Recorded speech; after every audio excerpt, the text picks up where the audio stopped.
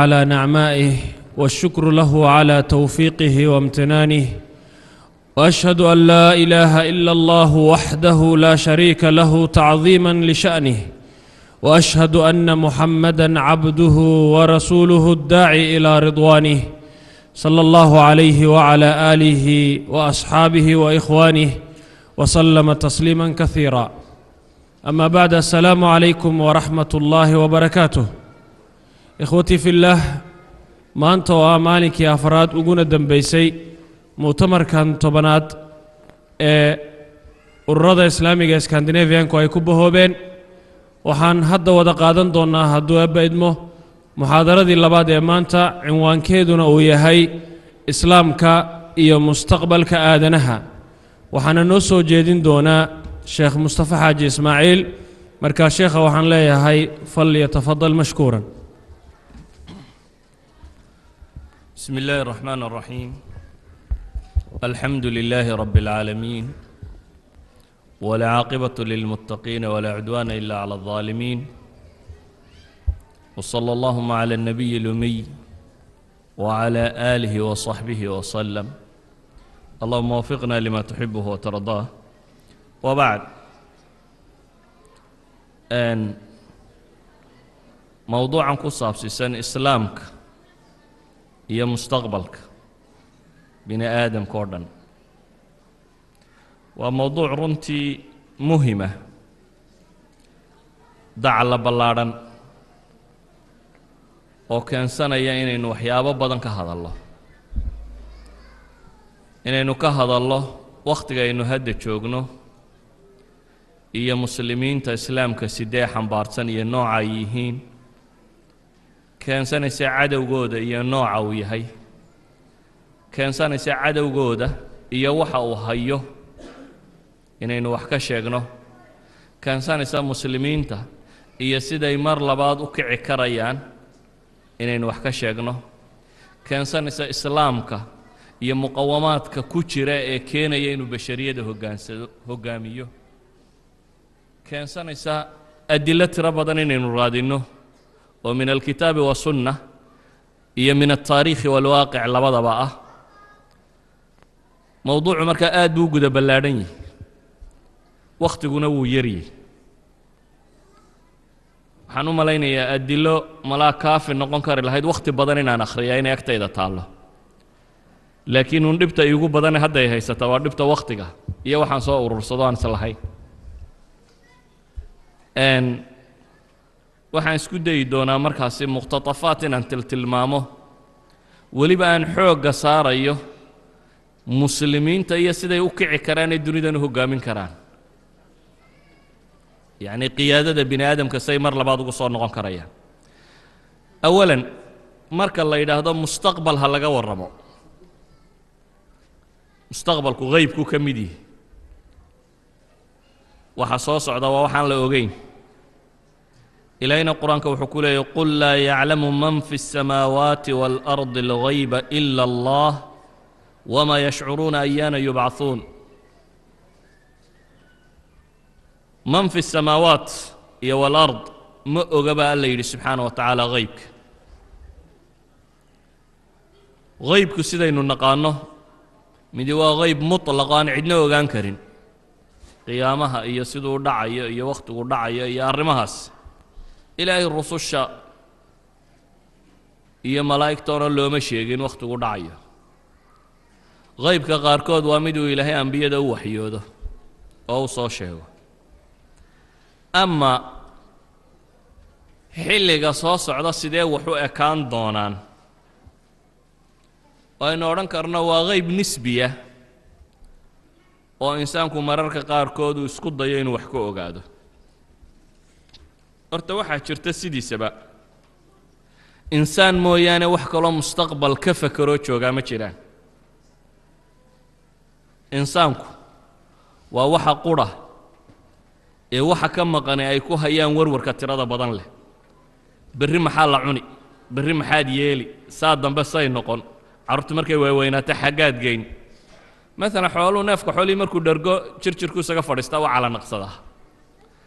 loodu isma tidhaahda cawsii googo aad berrita cunto aad halkan say dhigtid. laakiin waa iska fadhiisataa markay dheragto waa insaanka ka warwarka badani uu ku hayo mustaqbalkani muxuu noqon doonaa suu ekaan doonaa laakiin mustaqbalka in la odorosaa yani soomaalidu roobka ay yidhaahdaan roobkaa odoros ama hilaadi waxaad qiyaasaysaa un bitajribatik waxaad ku eegaysaa bal halkuu ku da'aya inaad garato ama inta uu jiro inaad garato si haddii aad ugu baahato aad u guuri karto ama aad caynkaasi u eegi karto waxaan leenahay mustaqbalka bini aadamku inta badan masaadir alcilm ay mustaqbalka u adeegsadaan malaha 3 qaybood meelahaasi isugu jirtaa qaybi waa baatil oo iyada waxba kama soo qaadayno waayo waa qaybtan ah in la xidigiyo ama la faaliyo ama la fooxiyo ama gacmaha la yidhaahdo waxa ku qorqoran baa la akhrinaya ama sixir iyo curaafo iyo wax la sameeyo waa wuxuu basharku muddo aad u badanna soo isticmaalayay ilaa maantana la isticmaalo weliba dadka ugu badan ee isticmaala waa dadka ugu baqaha badan la qaybka waa taliska dadka siyaasiyiinta iyo majaalista siyaasiga iyo madaxweynayaasha iyo kuwaasi dunida qal inaad hesho guri madaxtooyo aan faaliya joogin walaa kacadna ku dheh ma jiro dunida guryaha madaxtooyooyinka iyo meelahaasi meel aan in badan looga fakerin faaliyayaal iyo dad ka warrama mustaqbalka iyo siduu u dhici doono iyo waxaas laakiin waxaan leenahay isaga fi shariica jumlatan wa tafsiilan waa baatil waxba isaga markaa kama tilmaamayno masaadirta qaarkoodna waa masaadir dhanniya ah waa wax lana asiibi karo lana gafi karo masaadirtaasi waxay ku salaysantahay kow ru'yada dadka saalixiinta ee mubashiraadka uu nebigu ku tilmaamayay salawaatu ullaahi wasalaamu calayh ama ru'ya alambiyaa iyo tafsiirkeedu iyadu waa wada xaq waxay ku saabsiisantahay mima fii ahli lkitaab kutubtooda waxa ku qoraa ee mustaqbalka ka warramaya xadiidu can bani israa'iila walaa xaraj waxay ku saabsiisan tahay waxay u yaqaaneen maanta addaraasaat alcilmiya walistinbaat in la daraaseeyo waxa soo socda iyadoo lagu daraasaynayo sunanka kowniga ah يعني مجتمعاتكو سيدا يسو بدلان فاكتوريسكا حكومة مجتمعاتكو إنو يسبدلو دقالوه سيدو كعو فاكتوريسكا حكومة دقالان إنو كعو يعني waxay ku tilmaamaan sunanka waa masaladu horseedka ka ahaa sheekhi la oran jiray ibn Khaldun ilaahay una xariiste gaalada intan dambe faniga kan ka waranta Hegel iyo Marx iyo waxaan dambe waxa ka warrama oo dhamina waxaad moodaa inay istinbaatayeen aragtidii uu ka tagay sheekhaasi la oran jiray ibn Khaldun في علم الاجتماع ومسألة كصابسيسا إن لأيغو ماضي تجي يحاضر كتشوغا ويا مستقبل كوحو كرنا لنا يوم بعيد عن لبضة وحي تجي يا واحد شوغا واحد دالين أيا أنت بدل مستقبل كا مركا لبضة ندات سفي عنو دراسيسو وديرو الدراسري كرتا ورسده وكان سواحا صعدا مسألة الصدحات يدوى مصدر كيقيني أو حشاقي والكتاب والسنة وحي يقول بي النبي محمد صلوات الله وسلامه عليه لو سرديبه وحي وشاقي وحبدا غيبك كم إذا وكورما هذا يتي فتن كدعي الدونة هذا يتي قيامها هي ساعة أشراط ساعة هي علامات كإلادي هذا يتي نبوءات ربنا النبي وشيغي صلوات الله وسلامه عليه وحاس دعي دونا وحاس سيدا نقون دونا كان سيدا نقون دونا وحاس دون وتلمام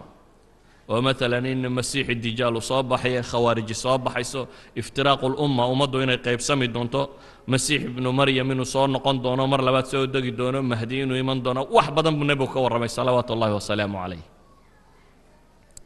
موضوع واحد موضوع سيب بلادن وفافانسن دكتور سفر الحوالي انه كورميه ان شاء الله قفكي بلبلادن uga baahanay uu noqdo waxaan leenahay inagoo isku dayayna bal inaynu ka dhimbil qaadano waxyaabahaas ayaynu isku dayaynaa bal mustaqbalkan aynu sheegayna inaynu wuxuun ka nidhaahno iyo suuradda uu yeelan karo iyo waxa ka soo bixi kara. bashariyadu maanta marka aynu dib u eegno muslimiintu waa mustadcafiin,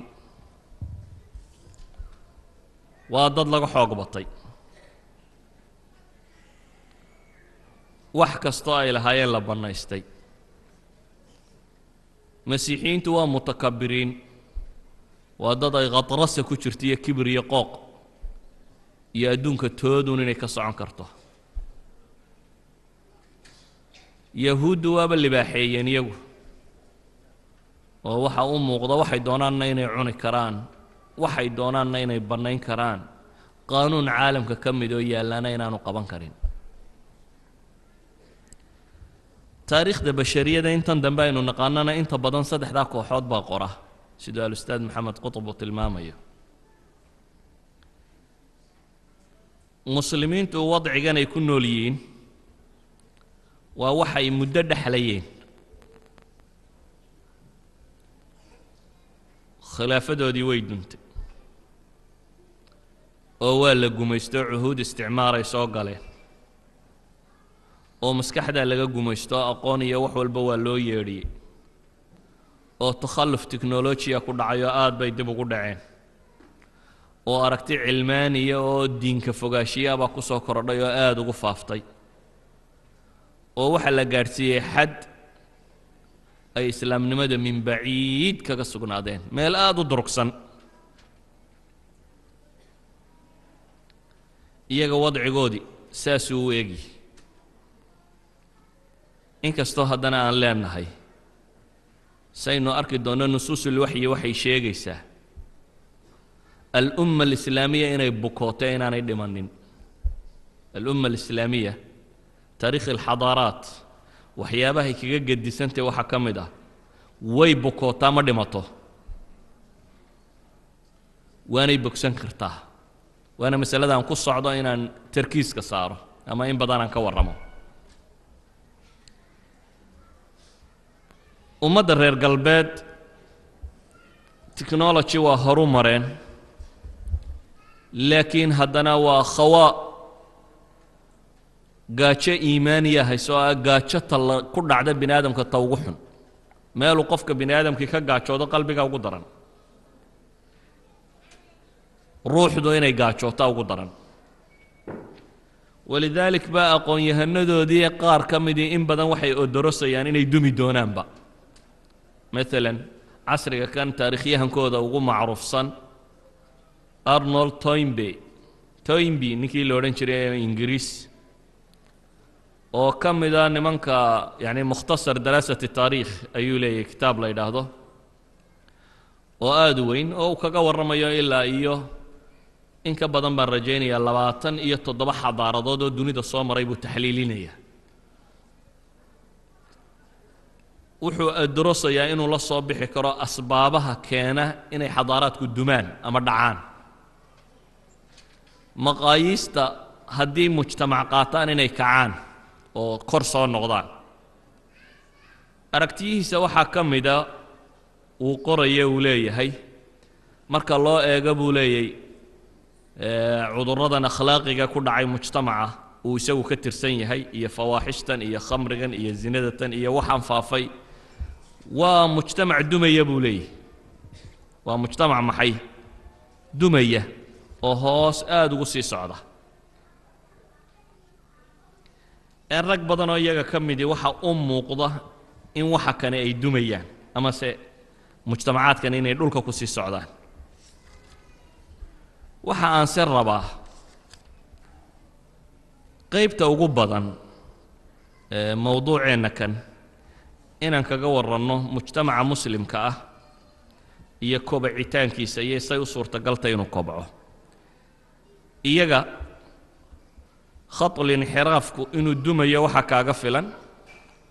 intixaarka iyo isdilku sida uu badan yahay, waxa kaaga filan idmaanka iyo addictionka iyo mukhadaraadku siday ugu badan yihiin,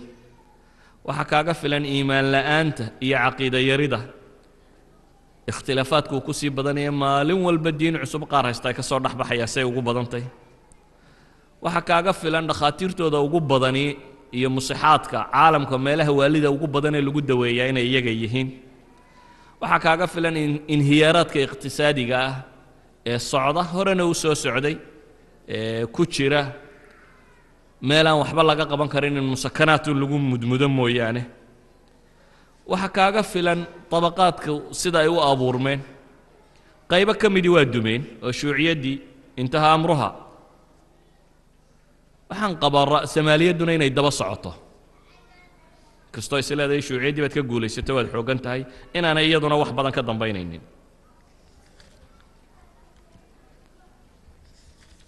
laakiin islaamkani inuu mar dambe soo noqdo siday u eg tahay siday baciid u tahay sideeba bini aadamku ugu baahan yahay see loo filaya iyada oo haddana aad arkayso in mujtamacii muslimka uu liito cadaadiska lagu hayaa inuu tiro badan yahay qur-aankana ilaahay uu ku tilmaamay qoladan reer galbeedku ama nasaaraduna inaanay furso ku ogolaanaynin oo macrakadu inay mustamira noqonayso ما يود الذين كفروا من أهل الكتاب ولا المشركين أن ينزل عليكم من خير من ربكم خير بين يدكوا سودقين عن الرب ولن ترضى عنك اليهود ولا النصارى حتى تتبع ملتهم ولا يزالون يقاتلونكم حتى يردوكم عن دينكم إن استطاعوا iyadoo dagaalkanina uu sida mustamir iyo tamarina aanay jirin siday suurtagal u tahay waxaan rabaa bal adillo inaynu wax ka tilmaamno adillada tan waxaan u qaybinaynaa koow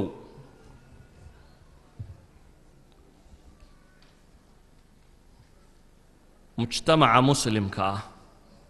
waxa ugu weyne uu rumaysan yahay ama masdarka yaqiiniga ee daliilu ka qaata waa qur'aan iyo xadiis كو waxaan tilmaamaynaa qur'aan iyo xadiis maxay ka sheegayaan mustaqbalka muslimiinta waxaan kaloo tilmaamaynaa muqawamaadka soo kicista ee inoo yaala maxay yihiin maxaa mu'ahal ee lagu odhan karaa dadkani waa dad soo kacaynaya soo socda asxaabul ya'siga kama mid nihin mujtamac badan waxaad moodaa inay quusteen laakiin horta waxaad ogaataa fitanka iyo ibtilaa'aadka iyo imtixaanaadka iyo ixbaataadka dumitaanka dadka ku dhaca maadigoodii iyo khaybatul amalka dadka ay dad badan ku dhacaa ummadaha nool inay soo noqon karaan wax tirtira maaha ee waa munabbahaadkeena inay keensato inay ummaddu samayso almuraajaca inay dib isugu noqoto ولذلك بقى إلهي القرآن كوحو كنت المامية وليبلي الله ما في صدوركم وليمحص ما في قلوبكم والله عليم بذات الصدور أما إلهي وحليه إن يمسسكم قرح فقد مس القوم قرح مثله وتلك الأيام نداولها بين الناس وليعلم الذين آمنوا إلهي وحو المامية هدي بلا إذن هلا شيء بلا ليه يجب بلد وهلا شيء maalmaha noloshana waan kala bedelaba ilaahay leeyahay subhanahu wa ta'ala waxaan sidan loo yeelay in dadka muuminiinta ay gartaan iimaan laga helo iyo inuu ilaahay shuhada ka qaato oo dadka muuminiinta ah manzila aan si dhaqso ama fudud lagu gaadhin mujtamacaadka qayb ka mid ah in ilaahay gaarsiiyo oo yatakhida minkum shuhada waxa kaloo ilaahay leeyahay subhanahu wa ta'ala والله لا يحب الظالمين markay dhibtu muslimku dhacaysa sidatan ma ha zaalimku aan jecelay ba ilaahay leeyahay subhanahu wa ta'ala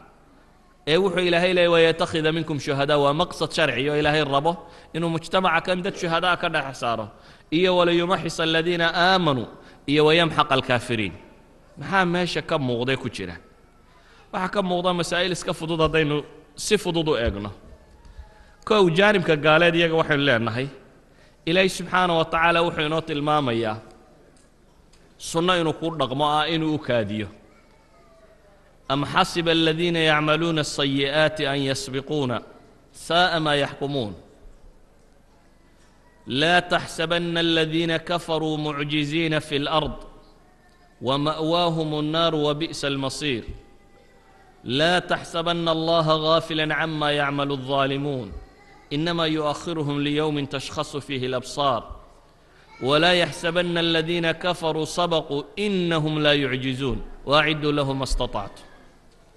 إلهي وحينات المامي السنة سنن كيسا كمد الله إلها سنة الإمهال قال دينو كاديو دبتنا إلهي وحلي ولا يحسبن الذين كفروا سبقوا مرنبا يي لين با إلهي لي كوا قالوا بي إنا يقا ديريه إنا يقا بحسن كران مرنبا تاهم ليننا ولا يحسبن الذين ولا تحسبن الذين لبدا قربوا وصاررت إلا لي نبي محمد صلوات الله وسلام عليه يدك مؤمنين تا ها ليننا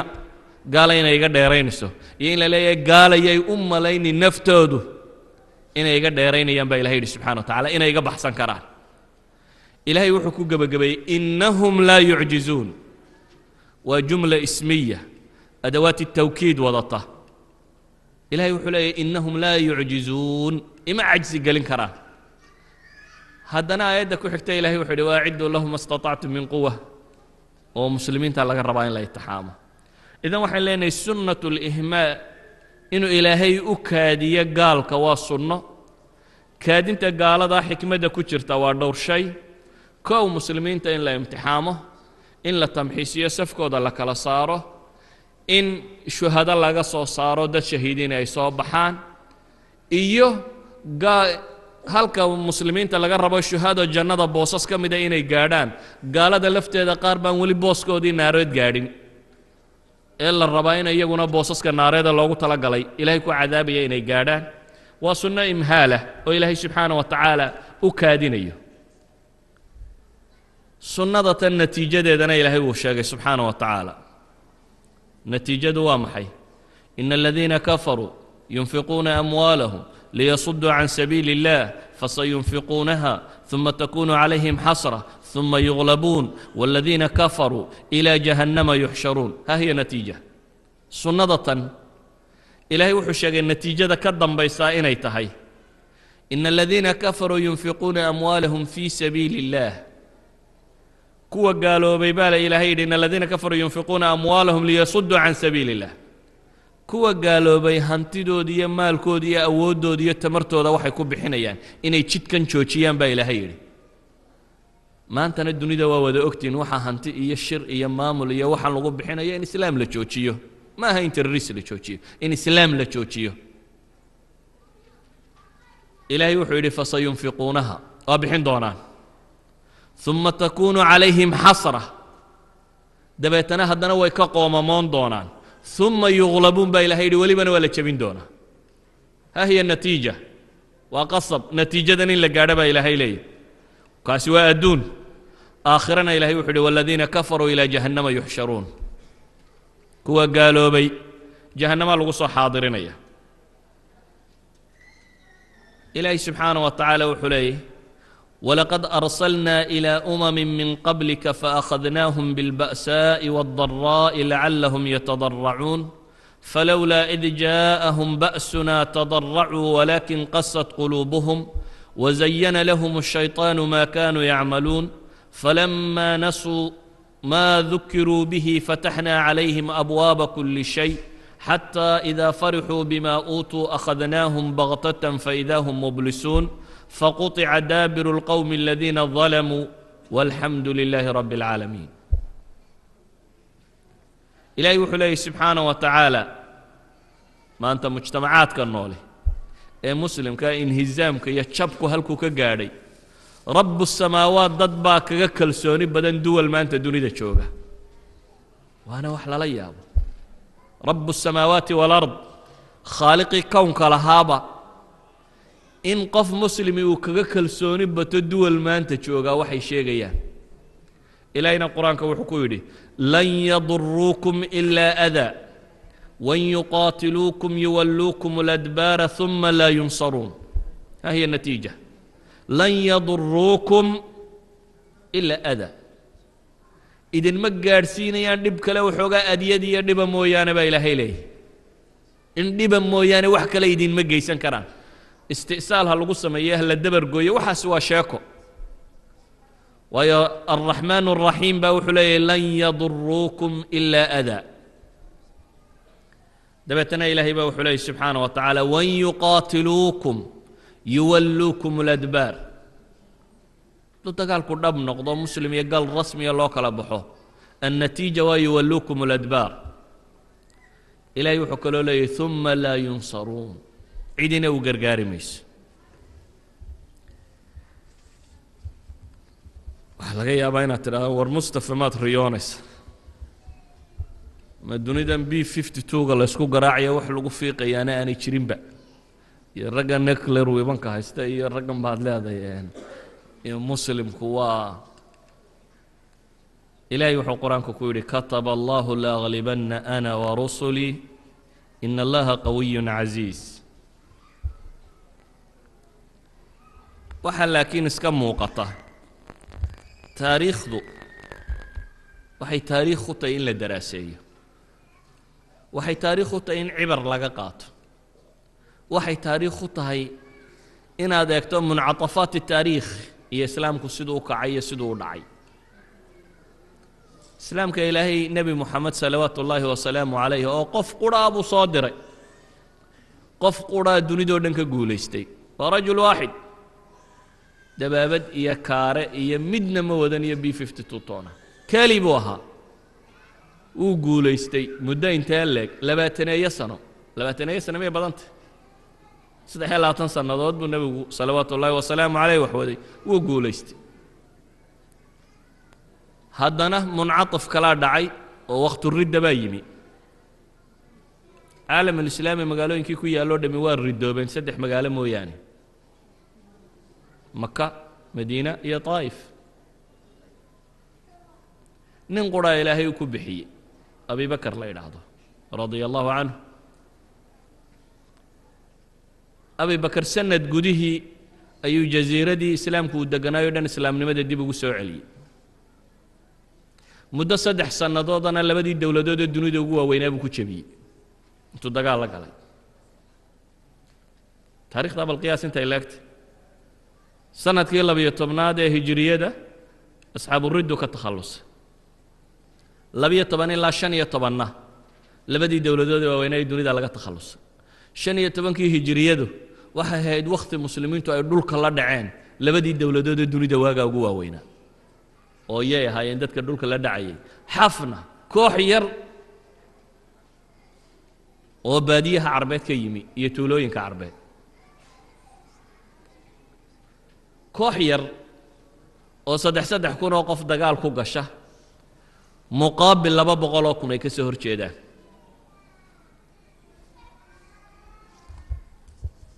natiijadu inay sida noqonayso waxa idin kaga filan quraanka ilaahay subhanahu wa ta'ala waxa uu ku tilmaamay qisas buu ilaahay inooga warramaya ilaahay wuxuu quraanka ku leeyahay inna fir'auna 'ala fil ard وجعل أهلها شيعا يستضعف طائفة منهم يذبح أبناءهم ويستحيي نساءهم إنه كان من المفسدين ونريد أن نمن على الذين استضعفوا في الأرض ونجعلهم أئمة ونجعلهم الوارثين ونمكن لهم في الأرض ونري فرعون وهامان وجنودهما منهم ما كانوا يحذرون وأوحينا إلى أم موسى أن أرضعيه فإذا خفت عليه فألقيه في اليم ولا تخافي ولا تحزني إنا رادوه إليك وجاعلوه من المرسلين فالتقطه آل فرعون ليكون لهم عدوا وحزنا إن فرعون وهامان وجنودهما كانوا خاطئين إلهي وحينا تلماما يا نين هراقوقي أو بشرك كوكبري أو عالمك أو انتي وكتلين يقب صدي أو يري أنا ربكم الأعلى ما علمت لكم من إله غيري إله أنا أنيقا هين قران مايو أو ضددن كو حكمي رقنا أنا يدالين oo faalayaashii kuwii wax sheegay ay yiraahdeen wiil yar baa shaqo ka qaban doona oo yiri maxaba la iga qaban man reerkaba ilmo u diido fircawn oo xoogiisii ugu badnaa wata ilaahay wuxuu yiri subhanahu wa ta'ala waxa aan doonay inaan ku galladaysto kuwii la duleystay la istidcaafsaday oo aan ka dhigo a'imma duul hogaamiyeyaal dunida u noqda iyo kuwa dhaxlaya dunida tan waxa aan doonay baa ilaahay leeyahay inaan gacanta u geliyo dhulka waxaan kaloo doonay baa ilaahay leeyahay inaan fircoon tusiyo iyo haamaan iyo ciidamadoodoo dhan wixii ay ka digtoonaayeen هذه القضية أفرسو ودولة دن ومدحديدي عساكرتيدي وحيدي ودن اسكر راعضي إن إلا دقالنتو ويلير إلهي نوحو لي أنه وحان دوني إن فرعون ندقه غير بنو إسرائيل لكورو صوصاره موسى هو يدي با أم شيء dabeetana waa la cabsooto hooyo meel ay ilmihii dhigtay ilaa zabaaniyadii baa raadinaysay dadka gowracaysay ilmaa la waayay dunida meel laga dhigo ilaahay baa qalbigeeda wuxuu ku rido loo sheegay ilmahaga iska nuujiso hayso haddaad ka cabsootana baa la yidhi badda ku tuur tacbiirka u fiirso geeray kala cararaysa iyana fircoon gacanta ku dhigin ilaahay wuxuu yidhi iska nuuji naaska baquhu markuu kuu yimaadana badda dhig baa la yidhi badduna waa meel geeriyoo dhammi ku eegan tahay ilaahay wuxuu yidhi haddana subxaanahu wa tacaala muuse intaa lala baxsaday meel la geyn maayee fircoon intaan u geeyo ayaan raqma anfihi gurigiisa ku korin doonaa dabeetana gurigiisa gudihiisa lagu badbaadin doonaa wiilkuu rabaadinayey dowladdii iyo ciidankii iyo askartii iyo wixii raadinayey muuse oo dhan ilaahay wuxuu qadaray in la yidhaahdo muuse badda ha lagu rido weliba raqma anfi fircoon gurigiisa ha ku barbaaro fircoon waxa siiyo oo ha quudiyo oo guriga boqortooyada ha ku barbaaro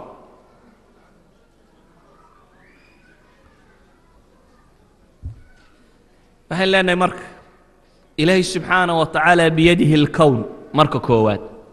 muqawamka koowaad aan rumaysanay inuu isbeddelku ku imanaya waxa weeyaan maalik almulk qofka ku tiirsan baa guulaysta ilaaha kownkan oo dhammi gacantiisa ku jirto cidda raacsiisan baa guulaysata shayga labaad aan tilmaamaynaa wuxuu yahay mubasharaat baa ilaahay qur-aanka ku sheegay in la guulaysan doono haddaan soo kale horu mariyo bashariyada tan mustaqbalkeedu inuu islaam noqon doono waxa caddaynaya koowaad waxa weeyaan kow islaamku wuxuu xadaaraadka kale iyo wixii soo maray oo dhan kaga gedisan yahay kitaabkiisii iyo sunnadiisii baa maxfuuda oo aan marna lumin kitaabkiisii iyo sunnadiisii baa maxfuuda taasi waxay sababtaa mar kasta isagoo sidii uu ilaahay kaga yimiyo in la heli karo aan qabash lahayn oo nadiifa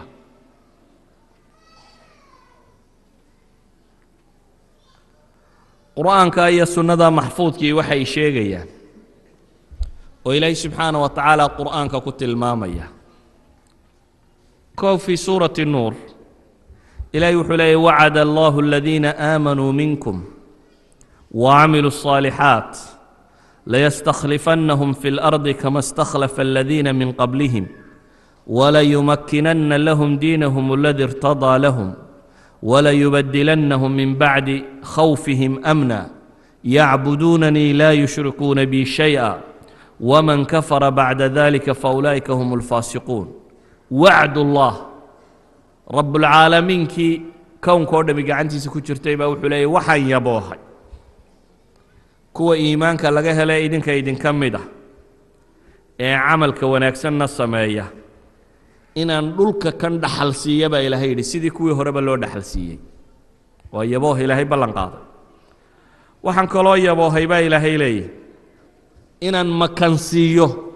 tamkiinku yacni waa inaad tasarufkiisu gacantaada uu kuu galo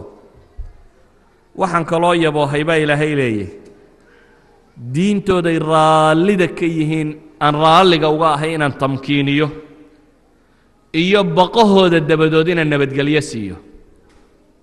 waxaa baqa iyo cabsi ku jiro oo dhan inaan nabad ku bedelo sharti waaxida yacbuduunanii laa yushrikuuna bi shay-a waxaa kaloo ilaahay tilmaamaya subxaanaه wa tacaala ilaahay wuxuu leeyahy alam tara kayfa daraba allahu maala kalimatan طayiba كشجرة طيبة أصلها ثابت وفرعها في السماء تؤتي أكلها كل حين بإذن ربها ويضرب الله الأمثال للناس لعلهم يتذكرون ومثل كلمة خبيثة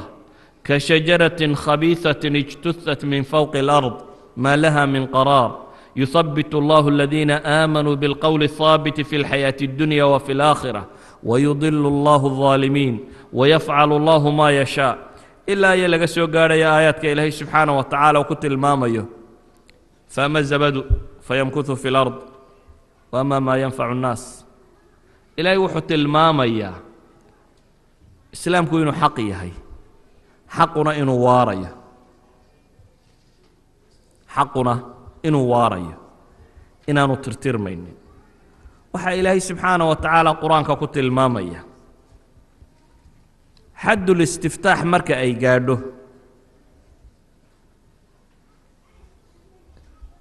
أي قاده إن بشركو كلابحو أي قاده إن لا يدهده وذي تشوقي مينا عدبا بحيسة إلهي وحو قرآن كوله واستفتحوا الرسول با إلهي كصور رمي أمضي الرسوشية دادكي وحي كلايالان موضوع الاستفتاح مركا قاده إلهي وحو واستفتحوا وخاب كل جبار عنيد من ورائه جهنم ويسقى من ماء صديد نصوص الشريعة مركا إنو يسوغينا وحي شيغيسا مجتمع مسلم كأي هدو كتابك إيا السنة قبصدو إنو يسوغو قولي سنيو وحي شيغيسا إلهي قرآنك وكت المامية صدح آيادو كتابك كمدا أي إلهي وحلي يريدون أن يطفئوا نور الله بأفواههم ويأبى الله إلا أن يتم نوره ولو كره الكافرون هو الذي أرسل رسوله بالهدى ودين الحق ليظهره على الدين كله ولو كره المشركون في سورة التوبة. في سورة الفتح إلهي وحليه هو الذي أرسل رسوله بالهدى ودين الحق ليظهره على الدين كله وكفى بالله شهيدا. في سورة الصف إلهي وحكوليه يريدون ليطفئوا نور الله بأفواههم والله متم نوره ولو كره الكافرون هو الذي أرسل رسوله بالهدى ودين الحق ليظهره على الدين كله ولو كره المشركون. 3 صور من كتاب الله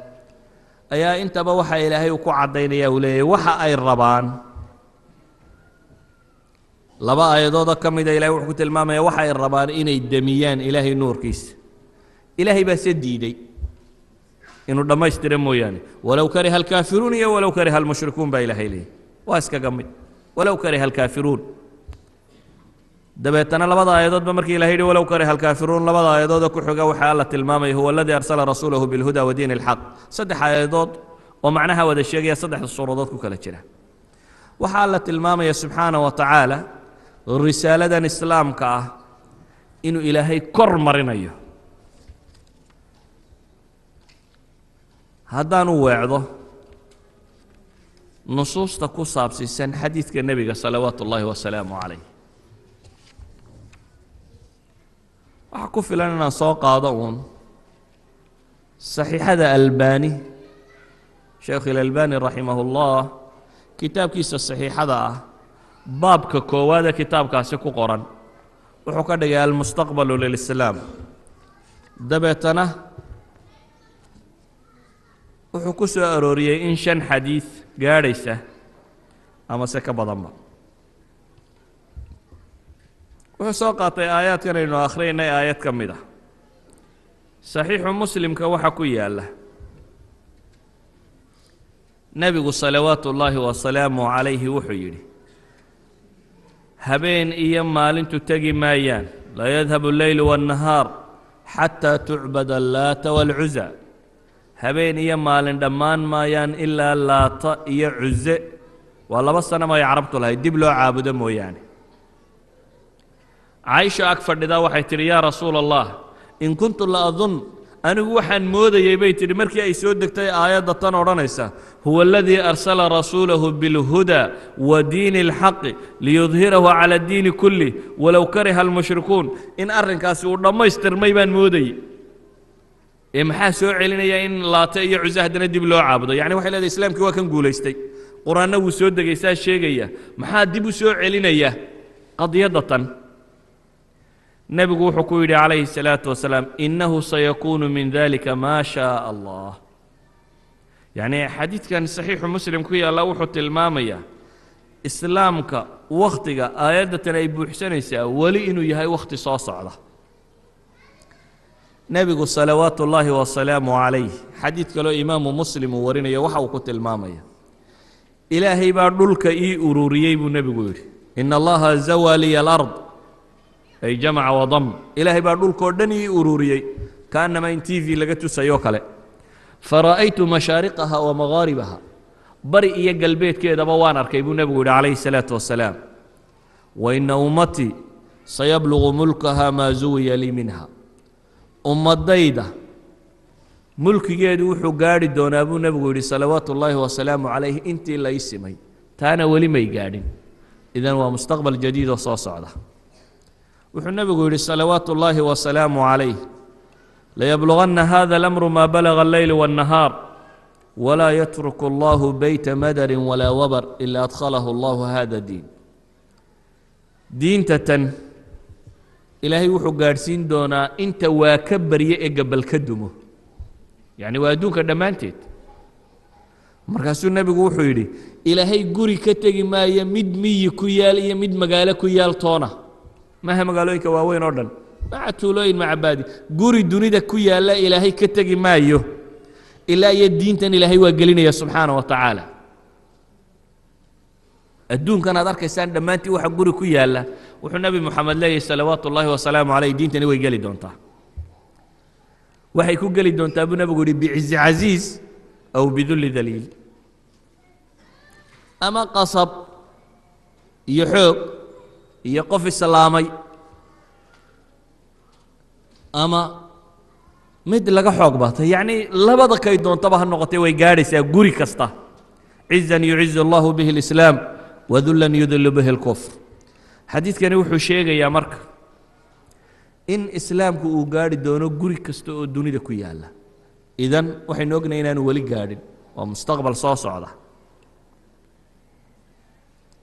xadiid kaloo nebiga salawaatu ullaahi wasalaamu calayhi uu ka warinaya wuxuu ku tilmaamaya abi qubayl ninka la yidhahda wuxuu leeyahy annagoo la fadhina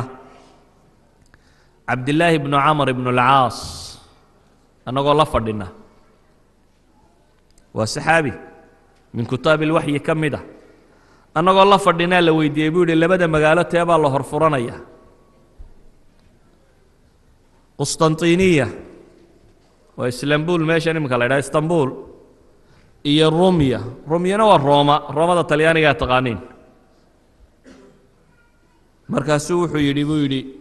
sanduuqaa ii keena. sanduuq baa loo keenay xalaq leh. sanduuqii buu furay, dabeetana sanduuqii kitaab buu ka soo saaray. wuxuu leeyahay anigoo nebiga la fadhiya salawaatu ullaahi wasalaamu calayhi oo waxyiga qoraya ayaa su-aashana ay weydiinaysaa nebiga la weydiiyey salawaatu ullaahi wasalaamu calayh. markii la weydiiyey labada magaalo teebaa la horfuranaya ayuu nebigu wuxuu ku jawaabay qustantiniya ayaa la horfuranaya, rumiya baa ku xigaysa. wuxuu kaloo nebigu tilmaamay buu leeyahy madiinatu hiraqal tuftax awala. madiinada herakalis ninkii la odhan jiray baa la horfuranaya. xadiid kaloo saxiixa wuxuu nebigu ku tilmaamay waxaynu naqaanaa madiinada 800 sano kadib nebiga meelahaasi baa la furtay, ta kalena waa qasab in la furto. wuxuu nebigu tilmaamayaa in nebinimo ay joogi doonto, dabeetana ilaahay uu rafcin doono. khilaafa calaa minhaaji nubuwa inay joogi doonto, dabeetana la rafcin doono. boqortooya inay iman doonto, dabeetana la rafcin doono. kuwa dictatorisi inay iman doonaan, dabeetana la rafcin doono. waxaa ku xigi doonta buu nebigu yidhi khilaafad dambe oo calaa minhaaji nubuwa ah. kullu haadihi alaxaadiid iyo aayaadkan qur'aana waxay tilmaamayaan mustaqbalka dunida tani xagga uu kici doono.